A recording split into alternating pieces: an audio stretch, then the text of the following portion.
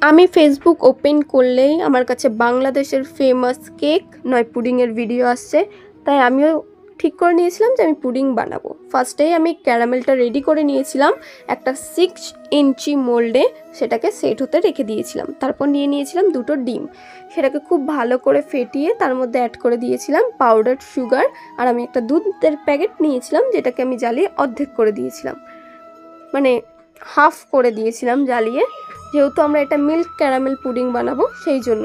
তারপর খুব ভালো করে মিক্সড করে ওর মধ্যে 2-4 ফোঁটা ভ্যানিলা এসেন্স দিয়ে দিয়েছিলাম যাতে ডিমের কাঁচা গন্ধটা চলে যায়। তারপর খুব ভালো একটা ছাঁকনি দিয়ে সেটাকে ছেঁকে নিতে হবে। তারপর একটা কোনো ডেচকি বা কড়াইতে জল গরম করতে বসে দিয়ে সেই কন্টেনারটার মুখটা ভালো করে ফয়েল পেপার দিয়ে আটকে সেটাকে স্টিমে রেখে দিতে হবে 30 মিনিট মতো। তারপর ফ্রিজে 10 মিনিট মতো সেট হতে দিয়ে সুন্দর রেডি হয়ে যাবে আমাদের ক্যারামেল পুডিং। যদি ভিডিওটা ভালো লেগে থাকে like comment share and subscribe. Tata.